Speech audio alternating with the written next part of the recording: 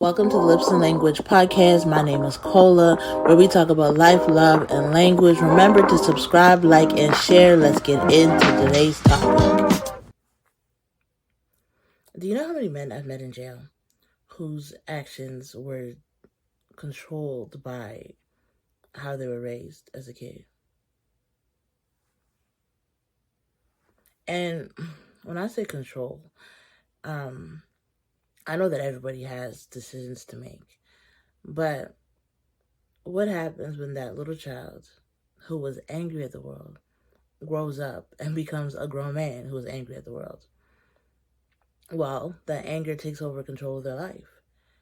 And so I've met them as I was teaching in jail, and a lot of them either didn't grow up with a uh, father figure, mothers who were doing the best that they could, but were preoccupied with working and trying to provide. And what happens when we grieve the childhood we never had?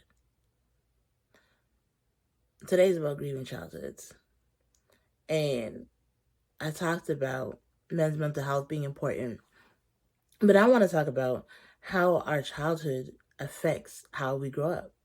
And I think it should be obvious at this point. Obviously, the childhood you have can contribute to who you are when you're older, but that's not always the case. In some cases, people miraculously, they grew up a specific way and they never wanted that to be their life, and so they changed, right? But then there's other people who became a condition of the circumstances in which they were birthed in. And so let's say you have a single mother. I was a single mother. And you have a child with no father. My son didn't have a father. But you spend time raising them while you're like working and doing activities, and you end up allowing the school to raise them. You end up allowing the community to raise them a lot more. Like, you're there for guidance, you're there for other things, but you're really not able to be around in that way because you're working, you're trying to provide, you're trying to make sure the light bill don't get cut, you're trying to make sure the bills get paid, that you guys don't get evicted, you're not homeless on the street. Like, all those things are really important. But here's the thing. A lot of the time we focus so much on that, we forget that children need nurturing.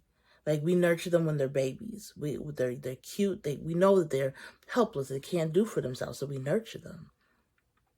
But then as they grow, we're like, well, you're old enough now. Now you can help me out. You're old enough now. You can do this. You're old enough now. You can do that. And what happens is they don't really get to experience a good childhood. They don't really get to experience being a child because they're forced to grow up a lot sooner. They're forced to take responsibility a lot sooner. And don't get me started about the women who are like, you're the man of the house now. How he can be the man of the house when he's 5 years old? Like, it's just really unrealistic for us as women to put so much weight on these little babies from young. And I know I'm still talking about men's mental health, but it's really important because when you think of people who grow up in a society where their value is put into who they are and what they can do, not who they are as people, but like, can they work? Can they lift? Can they do a job? Like, it's put in, can they play basketball, the skills that they have? Then what happens is you treat them for the objects that they do versus the person that they are, and they don't ever get a chance to feel human. And so they internalize very young, I am not human, my feelings don't matter, the things that I want don't matter, what matters is I can perform. And you get a whole lot of men growing up who are in performance mode, don't know how to be authentic, don't know how to be real, don't know how to be themselves. All they know is what they do. All they know is the money they make. All they know is how they show up in society or how society wants them to show up. And so when you have a childhood like that, you have people who are grieving. And they don't even recognize that they're grieving because, like I said before, grief, people only associate with death. And so now you have a whole bunch of men that are grieving, who don't know that they're grieving, but going through this world sad, but also trying to perform and make it seem like everything's cool and they got it all together, and they don't ever get a chance to take a load off. And we don't look at their childhood and say, you know what? Your childhood contributed to how you are right now. We say, so what? Everybody goes through a rough time. Get over it. That's the attitude. And so some of these men who I've met in jail, I can't even blame them for the decisions that they made, because they were out here in survival mode. And when you're surviving, you're going to do what you got to do to survive. You're going to do what you got to do to live.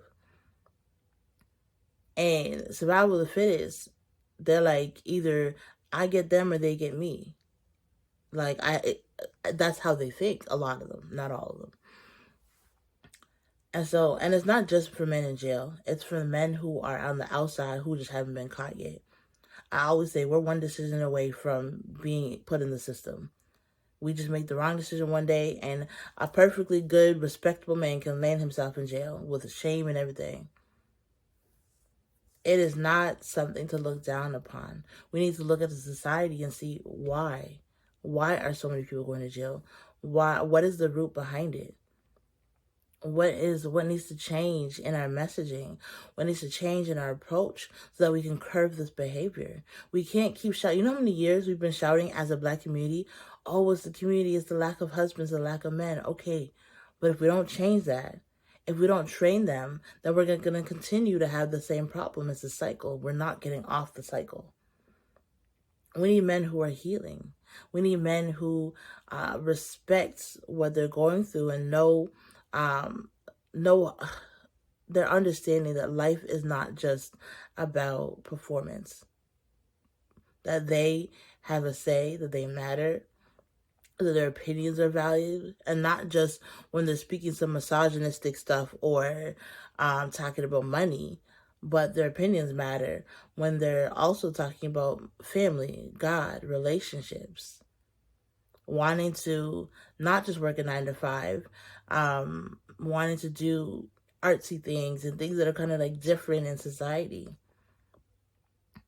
The thing about childhood is that so much is formed in the first like 5 years, but then it doesn't stop. We don't like when they get to 5, it's not like they stop learning. They continue to learn. And they that's when they're able to see right and wrong. They're able to understand environments and things that's happening. They're able to pick up on a lot of things. And whatever they pick up on, if they pick up on fear that their mama always has different men coming in, fear that they might not have food in the house, then their instinct as men take over, and they're like, okay, well, how can I help the situation out? How can I do something that's going to change what's happening right now? How can I step up?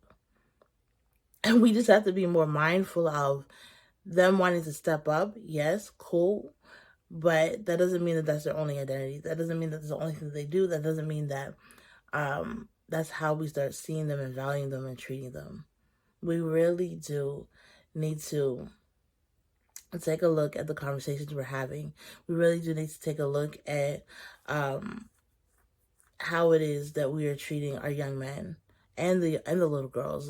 Little girls grow up to believe that they're only good for cooking and cleaning and being beautiful, when there's so much more. There's wisdom, there's things that they can make with their hands. Like, there's so much more to life than the things that we do. As a society, we keep treating people as objects, and we need to change that mentality. We need people to feel respected as people. We need people to feel humane. We need people to know that there is a God who formed them with a purpose. They didn't just pop up in the earth.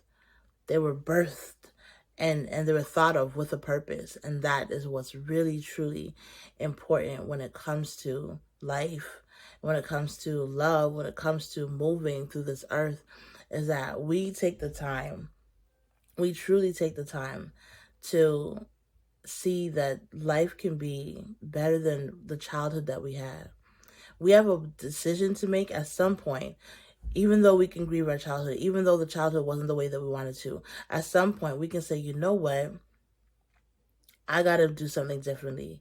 I got to make a change. I got to move in a way that is not going to allow me or my future children to succumb to how I was raised. Grieve it, yes. Grieve that it wasn't the way that you wanted it. Grieve that it didn't come with the package bow and things were challenging. But then also stand up and say, you know what? Enough is enough. I'm grown now. And now I get to make the decisions on how I want the rest of my life to be. It's not just about how our parents didn't do for us. That is the beginning of the understanding. And then we got to shift into the perspective of, but I can do differently and I can do better and I want better for myself. And that's the importance of understanding that life is not just about our circumstances. Life is not just about the things that we didn't get as we were a kid, that we didn't get the bicycle we may have wanted. Okay. But as we're growing, we're able to now afford the bicycle for ourselves. We're able to pour into other people, other kids who want things who didn't get it as well, right? And so this is why I love these topics. We get to talk about things that, man, most people just ignore. You can't ignore that the root of some people's childhood is built in rejection, abandonment, and fear. And so all that happens is they grow up with that and they just become bigger people with rejection, abandonment, and fear. But now the game is different. Now they're expected to have grown up and expected to have learned. And there's nobody here trying to teach adults how to live. You know what I'm saying? Like, there's nobody here who wants to teach an adult how to be different. They're like, go, you're grown. You should know how to do that. But how do you know something you've never been taught? How do you learn something nobody ever thought to show you? It starts with just one. Just one person can make a difference in somebody's life. Just one person who has enough patience and enough perseverance to care. It is really important that we start treating people with the love that we want to see. We start treating people with the kindness that we want to see. And we start having compassion because we don't know how they grew up. We don't know what they were raised with. We don't know with what expectations that they had put on them and the ways in which their childhood was that shaped who they were today. A lot of us just want to get mad and say, you're wicked, you're this, you're evil, you're an asshole. But like, not understanding that at some point somebody either did something to them or missed the ball on something that they needed, and they don't know how to get it and they don't know how to ask, and sometimes they don't even know that they need it. Shit up. A lot of people don't know that they need emotional intelligence. A lot of people don't know that they or even if they do know they need to communicate better, they don't even know how. How do you communicate? It's like reading. We learned at a really young age to read, and so now we just know how to read. But what if nobody taught us? It's a little bit more shame involved. And there shouldn't be, but there's a little bit more shame involved in being a grown person who doesn't know how to read. And so instead of looking at society as you just need to know this, you just need to know that, or whatever, start looking at society as what is their story? How are they raised? What should I know about their story? And for us as a people, we need to start controlling our story. For a lot of us, our story was written for us. A lot of us, our stories happened. They just happened and we just kind of went through the motions. But now it is time to take control of our stories and change the narrative that we've been experiencing. Y'all, have an amazing day. If nobody's told you, I love you. And yeah, be blessed.